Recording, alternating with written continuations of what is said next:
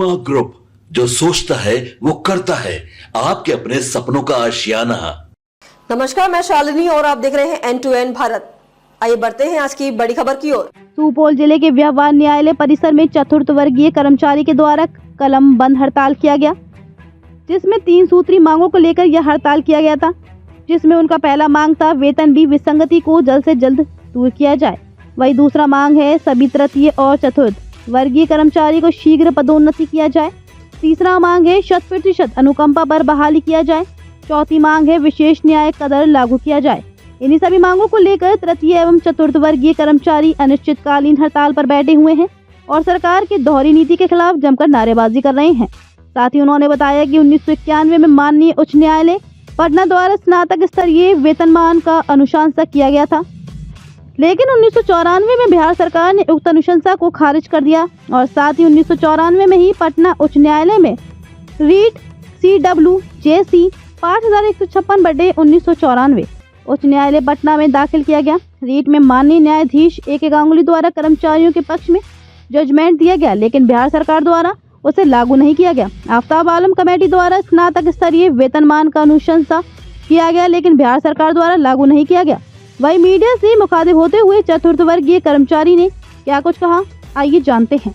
व्यवहार न्यायालय कर्मचारी संघ के द्वारा जो है आज अनिश्चितकालीन हड़ताल किया जा रहा है, किस मांग को लेकर कर रहे हैं आप लोग हड़ताल? हम लोग बिहार राज्य व्यवहार न्यायालय कर्मचारी संघ के आह्वान पर आज से कलमबंद हड़ताल पर बैठे हुए हैं। हम लोगों की 4 मुख्य मांगे हैं। वेतन विसंगति को जल्द से जल्द दूर हो, सभी तृतीय और चतुर्थ वर्ग के कर्मचारी की शीघ्र पदोन्नति हो, 100% अनुकंपा पर बहाली हो और विशेष न्यायिक कैडर लागू हो। इस संबंध में हम लोग ने कई बार मांगों को रखा, लेकिन जब सरकार की ओर से कोई हस्तक्षेप नहीं हुआ इस संबंध में, तो हम लोग मजबूरीवश आज हड़ताल पर बैठे हुए हैं। विशेष हमारे श्रीमान नाजिर साहब इस संबंध में आपको विशेष जानकारी देंगे। क्या नाम हुआ आपका? मेरा नाम हुआ शिवेंद्र कुमार मिश्रा, सचिव बिहार न्यायालय कर्मचारी संघ सुपौल। न्यायालय कर्मचारी संघ के द्वारा जो आज अनिश्चितकालीन हड़ताल किया जा रहा है, किस मांग को लेकर कर रहे हैं आप लोग हड़ताल? देखिए, हम लोग व्यवहार न्यायालय के अंतर्गत काम करते हैं और हमारी बहाली स्नातक स्तर पर होती है। जब हमारी बहाली स्नातक स्तर पर होती है तो हमारी मांग है कि हमको स्नातक स्तर का वेतनमान दीजिए। इस संबंध में माननीय उच्च न्यायालय ने फुल बेंच से 3 बार सरकार को अपना मंतव्य भेजी है और आदेशित की है कि भाई हमारे कर्मचारियों को स्नातक स्तरीय वेतनमान दे दीजिए। इसके अतिरिक्त उसको जब नहीं माना तो रीट में हम लोग गए थे, जस्टिस गांगुली का ये इसमें जजमेंट आया था और उन्होंने सरकार को कहा कि नहीं भाई, इनका मानने योग्य है, आप इनको स्नातक स्तरीय दे दीजिए। इसके बावजूद बिहार सरकार हमारी मांगों को नहीं सुन रही है। सरकार के तरफ से क्या आश्वासन मिला? अभी सरकार की तरफ से खारिज कर दिया गया हमारी मांग को।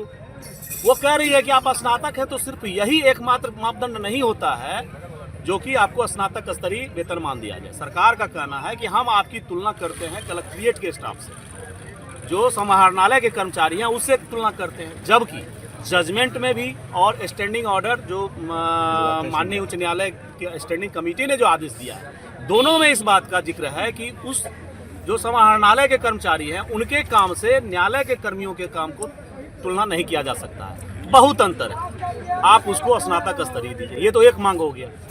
दूसरी मांग है हमारी कि पहले व्यवहार न्यायालय में जो चतुर्थ वर्गीय कर्मचारी होते थे वो अगर स्नातक स्तर तक उनकी क्वालिफाइंग योग्यता होती थी तो वो परीक्षा दे करके क्लास 3 में प्रमोट हो जाते थे। उसके लिए 3 साल उनका नौकरी का कालावधि था, उसको बढ़ा करके बिहार सरकार ने 11 साल कर दिया। अब बताइए कि जो कर्मचारी 11 साल तक क्लास 4 में रहेगा, स्नातक ये ग्रेजुएट क्लास 4 स्टाफ 11 साल तक प्यून का नौकरी करेगा और तब वो जा करके जो है सुपेस्कार बनेगा, क्लर्क बनेगा, उसका तो पूरा करियर खत्म हो गया। तब आप क्या दे रहे हैं उसको? तो जो पुरानी व्यवस्था थी 3 साल में प्रोन्नति का, 3 साल में उसका क्वालिफाइंग माना गया था, उसको फिर से लागू कर दीजिए। हमारी एक मांग ये है। तीसरी मांग है कि सारे विभागों में अनुकंपा पर 100% बहाली है। सिर्फ हमारे यहाँ इसको 5% पर सीमित कर दिया है।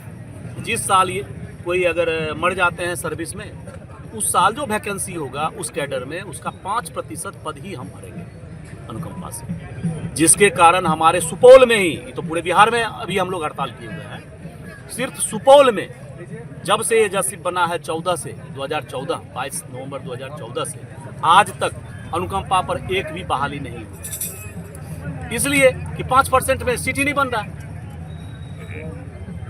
चौथी जो मांग है हमारी वो सबसे महत्वपूर्ण है, इसलिए महत्वपूर्ण है कि हम न्यायालय में काम करते हैं तो हमको कंट्रोल कौन कर रही है, तो माननीय उच्च न्यायालय कर रही है, हमारा सब कुछ देख रही है माननीय उच्च न्यायालय, वेतन बिहार सरकार दे रही है, तो बिहार सरकार मान रही है कि ये तो हमारा कर्मचारी नहीं है, और जो हाईकोर्ट है वो कह रही है कि लायबिलिटीज हमारी नहीं है तो बिहार सरकार की है। तो जो बिहार सरकार के कर्मी हैं, कलेक्ट्रेट के हैं या अन्य विभाग के, उसके लिए तो वो सुनती है क्योंकि उसको मानता है कि भाई ये तो हमारा कर्मचारी है, और हाईकोर्ट के अंतर्गत जितना भी कर्मचारी है जो हम लोग हैं, इसको वो मानता है कि सौतेला है, ये तो हमारा नहीं है, तो हाईकोर्ट का है। हाईकोर्ट समझ रही है कि बिहार सरकार का ये लायबिलिटीज है, हम तो कहीं के नहीं रहे। अब अंतिम पॉइंट पर आते हैं कि ये पहला विभाग है, पहला और अंतिम विभाग है बिहार सरकार के अंदर जिसमें जिस पद पर जो कर्मी बहाल होता है उसी पद से रिटायर करता है। जो क्लर्क ग्रेड में, वो क्लर्क कैडर में बहाल हुआ उसी कैडर से रिटायर होगा। कहने के लिए प्रमोशनल पोस्ट है लेकिन उस पर आप प्रोन्नति दे नहीं रहे हैं। 25 साल से कुंडली मार करके बैठे हुए हैं। क्या नाम हुआ आपका? सर्वेश कुमार झा। खबरों में अब तक के लिए बस इतना ही, फिर होगी आपसे मुलाकात, तब तक के लिए नमस्कार और देखते रहिए N2N भारत। ऐसे ही लेटेस्ट अपडेट पाने के लिए हमारे चैनल को सब्सक्राइब करें और तुरंत नोटिफिकेशन पाने के लिए बेल आइकन प्रेस करना ना भूलें।